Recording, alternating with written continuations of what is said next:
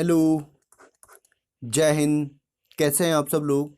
इस सेशन में असम में जो आर्मी जीडी का पेपर हुआ था उस पेपर के मैथ सेक्शन को हम इसमें सॉल्व करेंगे। ये ओरिजिनल पेपर है, ऐसा ही पेपर आता है और आगे भी ऐसा ही पेपर आएगा। 2 या 3 क्वेश्चन हर पेपर में टफ आते ही हैं। इन क्वेश्चन को आपको पहले राउंड में स्किप करना होता है। अगर आप इनको पहले उठाते हैं तो इससे आपका काफ़ी सारा टाइम वेस्ट हो जाता है और आपके इजी वाले क्वेश्चंस छूट जाते हैं। इसलिए आपको टफ क्वेश्चंस को सबसे लास्ट में अटेम्प्ट करना है। चलिए शुरू करते हैं। पहला क्वेश्चन है, एक वृत्त की परिधि 88 मीटर है, इसकी त्रिज्या ज्ञात कीजिए। The circumference of a circle is 88 metre, find its radius. एक वृत्त है और इसकी परिधि आपको दे रखी है 88 मीटर। वृत्त की परिधि बराबर कितनी है? 88 मीटर। और वृत्त की परिधि क्या होती है? 2πr, या इसकी सरकमफ्रेंस क्या होती है? 2πr। और 2πr की वैल्यू कितनी है? 88 मीटर। 2 इंटू पाई की वैल्यू क्या होती है? 22/7 इंटू में r बराबर 88। अगर मैं यहाँ से r की वैल्यू निकालूँ तो ये जाएगा उधर 88। जैसे ही ये वहाँ पे जाएंगे 7 जाएगा इंटू में और ये जाएंगे भाग में, 2 गुणा 22। 22 से ये कटेगा 4 बार, 2 से ये कटेगा 2 बार, तो r की वैल्यू कितनी आएगी? 7 दूना 14 मीटर। तो वृत्त की त्रिज्या क्या होगी? 14 मीटर। अगला क्वेश्चन है, इसमें आपको 212 का स्क्वायर निकालना है। ठीक है, अगर मैं इसको 212 इंटू 212 लिखूँ तो यहाँ पे हम क्या करते हैं? सबसे पहले इकाई का जो अंक होता है उसको चेक कर लेते हैं। ठीक है, तो यहाँ पे क्या है? 2 और यहाँ पे भी क्या है? 2। इन दोनों को अगर मैं गुणा करूँ तो कितना आएगा? 4, जो कि ऑप्शन नंबर 3 और 4 में दोनों में है। इसका मतलब इसको हमें अब आगे भी सॉल्व करना पड़ेगा। चलिए इसको आगे सॉल्व करते हैं।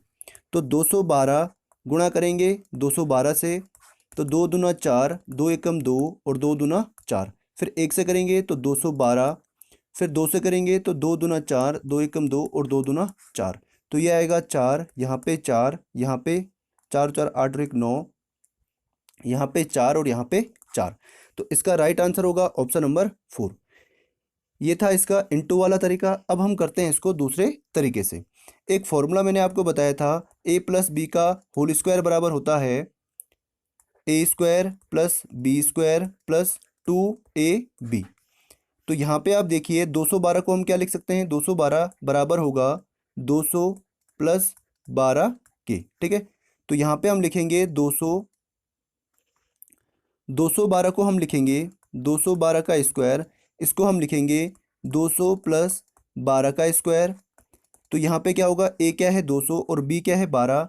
तो 200 का स्क्वायर प्लस b का स्क्वायर मतलब 12 का स्क्वायर प्लस 2 गुणा 200 इंटू 12।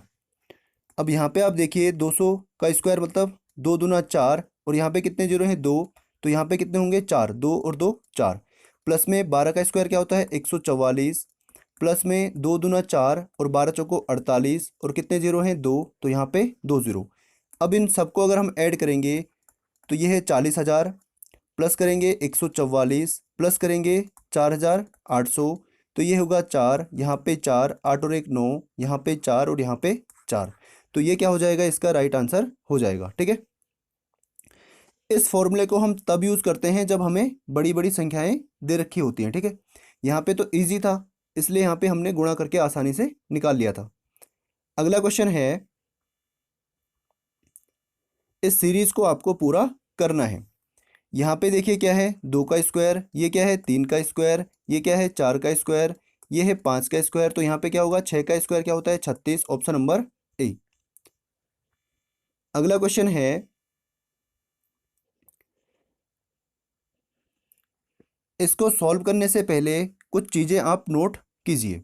ए की पावर m की होल पावर n बराबर होता है a की पावर m इंटू n। ठीक है, तो इस फॉर्मूले को हम यहाँ पे यूज़ करेंगे। अब यहाँ पे आप देखिए कितना है? 64 की पावर कितनी है? 2/3 की होल पावर कितनी है? 1/2। तो इसको हम क्या लिखेंगे? 64 की पावर 2/3, 2/3, ये क्या है? m और ये क्या है? n, तो यहाँ पे आएगा इंटू 1/2। 2 से 2 कट गया, यहाँ पे कितना बच गया 1/3। तो 64 की पावर 1/3। अब आगे इसको सॉल्व करेंगे तो 64 के फैक्टर क्या होते हैं? 64 के फैक्टर होते हैं 2 दूना 4 दूना 8 दूना 16 दूना 32 दूना 64। तो 64 के गुणनखंड क्या होते हैं? कितने गुणनखंड है? 1 2 3 4 5 और 6। तो इसको हम लिख सकते हैं, 64 को हम लिख सकते हैं 2 की पावर 6 या 2 की घात 6। तो 64 को हम लिखेंगे 2 की घात 6। 2 की घात 6 की होल घात कितनी है? 1/3। अभी अभी मैंने आपको बताया है m, ये क्या है m और ये क्या है n।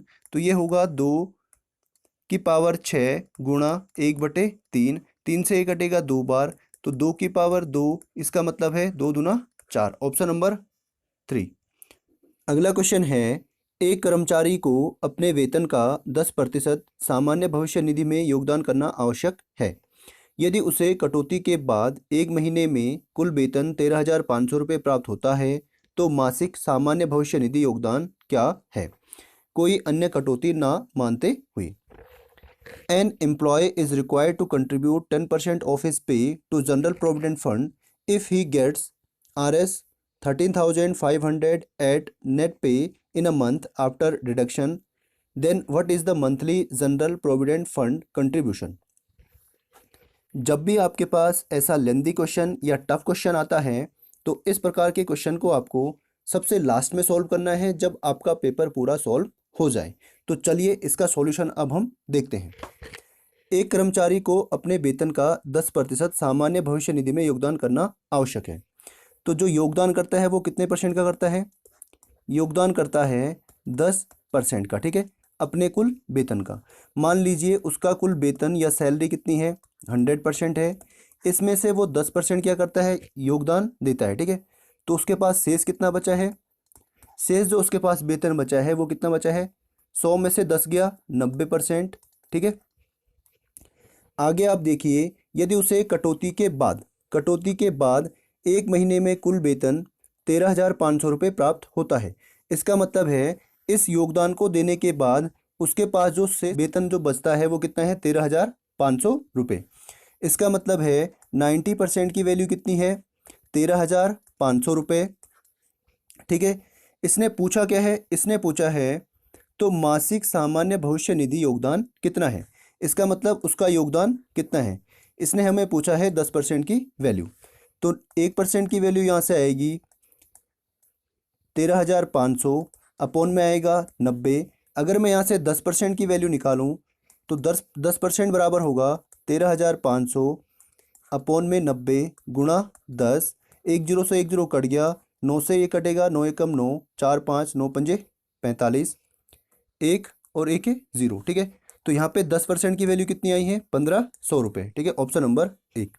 तो ये लेंदी क्वेश्चन था और अच्छा क्वेश्चन था, इसलिए ऐसे क्वेश्चंस को आपको पेपर के लास्ट में सॉल्व करना है, ठीक है। अगला क्वेश्चन है, इसमें आपको इसको सॉल्व करना है। चलिए इसको सॉल्व करते हैं। 700.05 इंटू में है 145, परसेंट का मतलब अपॉन में 100, प्लस में आएगा 22, गुणा में आएगा 15.5, ठीक है। यहाँ पे का मतलब होता है इंटू, और 22 के बाद पॉइंट के बाद 2 जीरो हैं, इनकी कोई वैल्यू नहीं होती है, ठीक है। सबसे पहले हम इन दोनों को इंटू करते हैं, तो यहाँ पे इनको इंटू करिए। 700.05 इंटू में है आपका 145, 5 से गुणा करेंगे तो 5 पंजे 25, क्योंकि यहाँ पे 0 है तो 25 यहाँ पे सीधा सीधा आ जाएगा। फिर 5 जीरो को 0, 5 जीरो को 0 और 5 सत्ता 35। उसके बाद 4 पंजे 20, तो यहाँ पे आएगा 20, और यहाँ पे 4 जीरो को 0, 4 जीरो को 0 और 4 सत्ता 28। उसके बाद 1 पंजे 5, 1 जीरो को 0, 1 जीरो को 0, 1 जीरो को 0 और 1 सत्ता 7।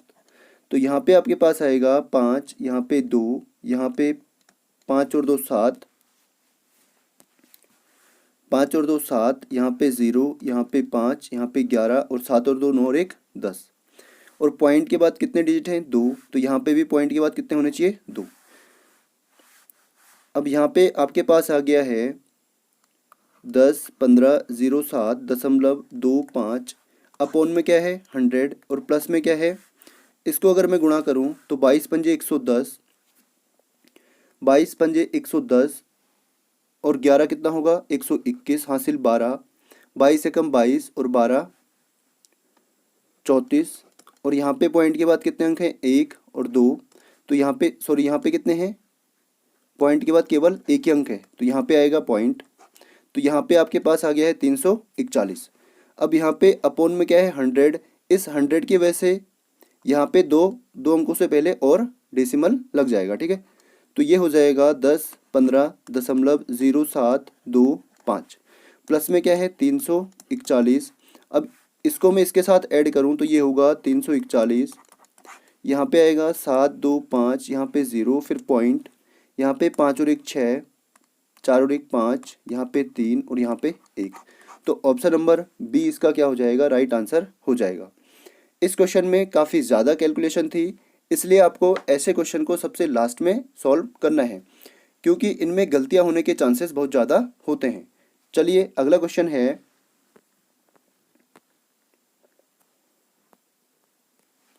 इनका आपको औसत निकालना है। Find the average of these numbers. आपको मैंने फॉर्मूला बताया था, औसत बराबर होता है, औसत बराबर आंकड़ों का योग, आंकड़ों का योग या सम ऑफ डेटा अपॉन आंकड़ों की संख्या, नंबर ऑफ डेटा। तो आंकड़ों का योग क्या होगा, आंकड़े क्या है 10 प्लस 20 प्लस 30 प्लस में है 40 प्लस में है 50, अपोन में टोटल कितने आंकड़े हैं 1 2 3 4 और 5, अपोन में क्या आएगा 5 आंकड़ों की संख्या। तो 10 और 20 30 और 30 60 और 10 100 और ये 150, 150 अपोन में आएगा 5, 5 से कटेगा ये 3 यानी 30 बार। तो इनका जो एवरेज या औसत आएगा वो कितना आएगा 30। अगला क्वेश्चन है, यदि 5% की वार्षिक दर से 3 वर्ष में साधारण ब्याज 180 रुपये है तो मूलधन राशि ज्ञात कीजिए। If the simple interest in 3 years at the annual rate of 5% is 180, then find the principal amount. यहाँ पे आपको प्रिंसिपल फाइंड करना है। आपको दे रखा है आर बराबर दे रखा है 5%, टाइम आपको गिवन है 3 years, दूसरा एसआई आपको दे रखा है 180 रुपये, ठीक है। एसआई का फॉर्मूला क्या होता है, P into R into T upon 100। SI कितना है 180 रुपये, बराबर है पी हमें निकालना है, आर की वैल्यू है 5 और टाइम कितना है 3 अपॉन में 100। 5 से ये कटेगा 20 बार, तो ये हो जाएगा आपका 180। अगर मैं इन दोनों को यहाँ से यहाँ लेके जाऊँ तो 20 जाएगा ऊपर और 3 आएगा नीचे, बराबर होगा पी के। 3 से ये कटेगा 6 यानी 60 बार, तो 6 दूना 12 और 0 कितने हैं 1 और 1 2, तो 1200 रुपये। तो इसका जो मूलधन आएगा वो कितना आएगा 1200 रुपये, ऑप्शन नंबर 2। अगला क्वेश्चन है,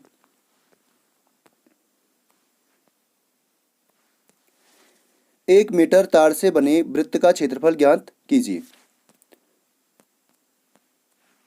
find the area of a circle made of 1 metre wire. एक वायर है और इसकी लेंथ कितनी है 1 मीटर, 1 मीटर। 1 मीटर बराबर क्या होता है 100 सेंटीमीटर, क्योंकि हमें आंसर किस में दे रखा है सेंटीमीटर में दे रखा है, ठीक है। अब इस वायर को उसने मोड़कर क्या बनाया है, एक सर्कल बनाया है, एक वृत्त उसने बनाया है, ठीक है, इसी वायर को मोड़कर। इसका मतलब इस सर्कल की जो परिधि होगी वो कितनी होगी 100 मीटर होगी। और वृत्त की परिधि क्या होती है, वृत्त की परिधि या सरकमफ्रेंस क्या होती है 2 पाई आर। इसका मतलब है 2 पाई आर की वैल्यू कितनी है 100, 2 पाई आर की वैल्यू है 100 के बराबर, तो 2 गुणा पाई का मान होता है 22/7 इंटू आर बराबर 100। आर बराबर क्या होगा 100, ये अपोन वाला जाएगा ऊपर और इंटू वाले जाएंगे भाग में, ठीक है, या डिवाइड में। इंटू आएगा 7, अपोन में क्या आएगा 2 इंटू 22, 2 से ये कटेगा 50 बार, फिर से 2 से ये कटेगा 25 बार और 2 से ये कटेगा 11 बार। तो यहाँ से आर की वैल्यू कितनी आ गई है 25 गुणा 7 बराबर कितना होगा, आर बराबर 25 गुणा 7/11, 25 सत्ता 150, 175/11। तो आर की वैल्यू कितनी आ गई है? 175/11 सेंटीमीटर। अब इसने एरिया हमसे पूछा है, तो एरिया हम इसका अलग से निकालेंगे। आपको पता होगा वृत्त का क्षेत्रफल क्या होता है? वृत्त का क्षेत्रफल या एरिया क्या होता है? पाई आर स्क्वायर। और आर की वैल्यू कितनी आई है? 175/11। पाई का मान होता है 22/7। आर स्क्वायर का मतलब 175 को हम गुणा करेंगे 2 बार, 175/11। 7 से 1 कटेगा, 7 दूना 14, यहाँ पे 3, यहाँ पे 5 यानी 35, 7 पंजे 35।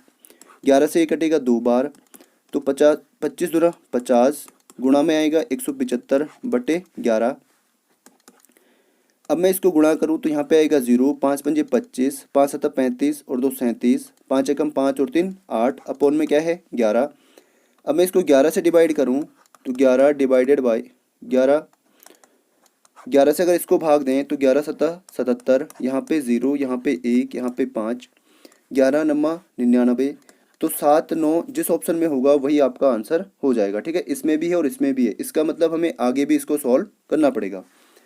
यहाँ पे बचेगा 6, उतर के आएगा 0, फिर 11 पंजे 55, तो 7 9 5 ऑप्शन नंबर 1 इसका क्या होगा? राइट आंसर हो जाएगा। अगर आप इसको पूरा सॉल्व करते हैं तो इससे आपका टाइम वेस्ट होता है। ठीक है, इसलिए आपको आधा ही सॉल्व करना है और ऑप्शन ऑप्शन ऑप्शन को चूज करते हुए आगे बढ़ना है।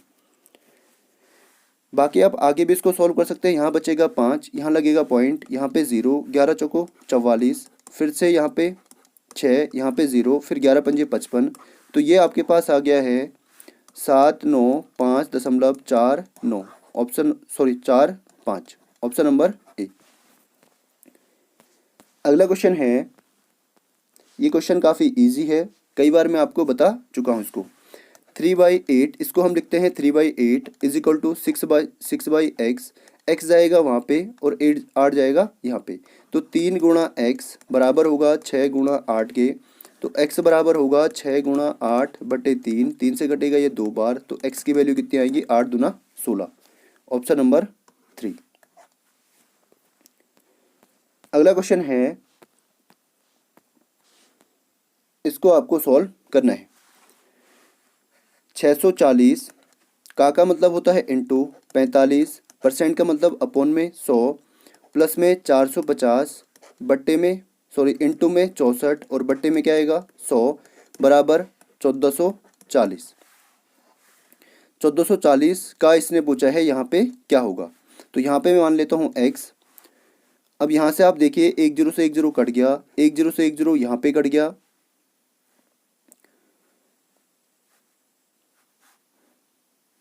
अब यहाँ पे देखिए 5 से कटेगा 45 9 बार, 5 से कटेगा 10 2 बार, 2 से 64 कटेगा 32 बार, यहाँ पे 5 से कटेगा ये 9 बार और 5 से कटेगा 2 बार, 2 से 64 कटेगा 32 बार। तो ऊपर आपके पास बचा है 32, 32 इंटू 9, 32 इंटू 9, प्लस में भी बचा है 9 इंटू 32 बराबर में है 1440 गुणा x। ठीक है, यहाँ से आप देखिए ये दोनों क्या है? सेम है। यहाँ पे भी 32 गुणा 9 है और यहाँ पे भी 32 गुणा 9 है, तो इसको मैं लिखूंगा 2 बार, एक बार यहाँ पे और एक बार यहाँ पे। 2 इंटू 32 गुणा 9 बराबर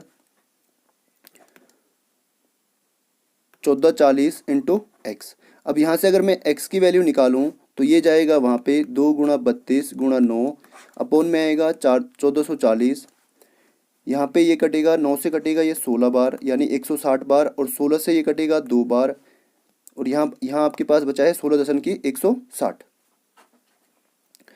अब यहाँ पे आप देखिए ऊपर आपके पास बचा है 2 दूना 4, नीचे आपके पास बचा है 10 बराबर हो गया है x। जब भी आपके पास नीचे एक के आगे कितने जीरो हैं? 1, तो यहाँ पे एक अंक से पहले क्या आएगा? पॉइंट आ जाएगा। ठीक है, तो इसका राइट आंसर हो जाएगा 0.4 ऑप्शन नंबर 2। अगला क्वेश्चन है,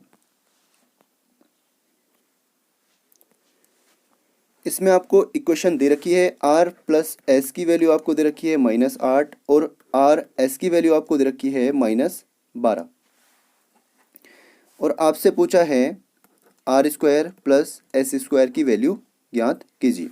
तो एक फॉर्मूला मैंने आपको बताया था a प्लस बी का होल स्क्वायर बराबर क्या होता है? A square plus B square plus 2ab। यहाँ पे आप रखिए ए क्या है आर और बी क्या है एस, तो आर प्लस एस का स्क्वायर बराबर होगा R square plus S square plus 2RS। अब यहाँ पे आपको मान दिया है आर प्लस एस का, आर प्लस एस की जगह में लिखेंगे -8 का स्क्वायर बराबर में होगा R square plus S square, plus में होगा 2 इंटू इसकी वैल्यू कितनी है -12 इंटू -12। अगर हम -8 को गुणा करेंगे -8 से तो ये आएगा माइनस इंटू माइनस प्लस और 8 × 64, तो यहाँ पे आएगा 64 बराबर होगा R square plus S square बराबर 12 दूना 24 बराबर नहीं आएगा यहाँ पे, ठीक है। यहाँ पे आप देखिए प्लस इंटू माइनस क्या होता है माइनस और 12 दूना 24। यहाँ से आप देखिए 64, ये अगर यहाँ से वहाँ जाएगा तो ये होगा प्लस का 24 बराबर होगा R square plus S square, तो 24 प्लस 64 कितना होगा 88 बराबर R square plus S square. तो इसकी वैल्यू क्या आएगी ऑप्शन नंबर डी, ये इसका राइट आंसर हो जाएगा, ठीक है। अगला क्वेश्चन है, यदि दो संख्याओं का गुणनफल इतना है और उनका महत्तम समापवर्तक 15 है तो इन संख्याओं का लघुत्तम समापवर्तक क्या होगा। If the product of two numbers is इतना and their HCF is 15, what will be the LCM of these numbers. एक फॉर्मूला आप याद कीजिए, एक फॉर्मूला मैंने आपको लिखवाया था, पहली संख्या इंटू दूसरी संख्या बराबर क्या होता है एलसीएम इंटू एचसीएफ, ठीक है। या first number into second number is equal to होता है एलसीएम इंटू एचसीएफ, ठीक है। तो ये क्या है, यहाँ पे क्या है, ये दो नंबर्स का प्रोडक्ट है, ठीक है। यहाँ पे क्या हो रहा है, दो नंबर क्या हो रहे हैं गुणा हो रहे हैं, तो इनका गुणनफल कितना है 4725। इनका जो गुणनफल है वो कितना है 4725। यहाँ से आपको लासापा कितना दे रखा है या एलसीएम कितना दे रखा है, एलसीएम हमें निकालना है, मान लीजिए एलसीएम y है इंटू एचसीएफ हमें दे रखा है 15। एचसीएफ की वैल्यू कितनी है, एचसीएफ है 15, या महत्तम समापवर्तक कितना है 15 है। अब यहाँ से अगर मैं y की वैल्यू निकालूँ तो ये y जाएगा, ये 15 जाएगा वहाँ पे 4725 बट्टे में आएगा 15 से ये कटेगा 15 3 45 2 2 यानी 22, 15 एकम 15 7 5 यानी 15 पंजे 75। तो y की वैल्यू कितनी आएगी 315 और y क्या था एलसीएम, तो एलसीएम कितना आएगा 315, ऑप्शन नंबर 1। अगला क्वेश्चन है, एक ट्रेन 75 किलोमीटर प्रति घंटे की गति से यात्रा करती है, 45 मिनट में यह कितने किलोमीटर की यात्रा करेगी। ट्रेन की जो स्पीड है या उसकी जो गति है वो कितनी है, स्पीड बराबर कितनी है 75 किलोमीटर पर आवर, और टाइम आपको दे रखा है, टाइम बराबर है 45 मिनट। अ ट्रेन, इंग्लिश में भी आप पढ़ लीजिए, अ train travels at a speed of 75 kilometre per hour, how many kilometres will it travel in 15 minutes. ये आपका मिनट में है और ये आपका किलोमीटर पर हावर में है, तो इसको मैं क्या करूँगा हावर में पहले कन्वर्ट कर दूंगा। तो अगर मैं इसको हावर में बदल दूँ तो 45 को डिवाइड करना पड़ेगा 60 से, तो ये अब हो गया है हावर में। अब यहाँ से आप देखिए स्पीड बराबर क्या होता है डिस्टेंस अपॉन टाइम, अगर मैं यहाँ से डिस्टेंस निकालूँ तो डिस्टेंस बराबर होता है स्पीड इंटू टाइम, तो डिस्टेंस बराबर क्या है स्पीड इंटू टाइम। स्पीड कितनी है 75 किलोमीटर पर आवर और टाइम कितना है 45/60। 15 से ये कटेगा 3 बार, 15 से ये कटेगा 4 बार, यहाँ पे अगर मैं गुणा करूँ तो 3 पंजे 15 और 3 सत्ता 21 और 1 22 बट्टे में क्या है 4। अब इसको 4 से डिवाइड कीजिए, 4 से कटेगा ये 5 बार, यहाँ पे बचेगा 2 5, फिर 4 छक्का 24, फिर बचेगा 1, यहाँ पे लगेगा पॉइंट, और 4 दूना 8 और 4 पंजे 20। तो इतने डिस्टेंस, इतना किलोमीटर इसकी क्या होगी डिस्टेंस हो जाएगी, ऑप्शन नंबर 3। ये था आर्मी जीडी का प्रीवियस ईयर पेपर।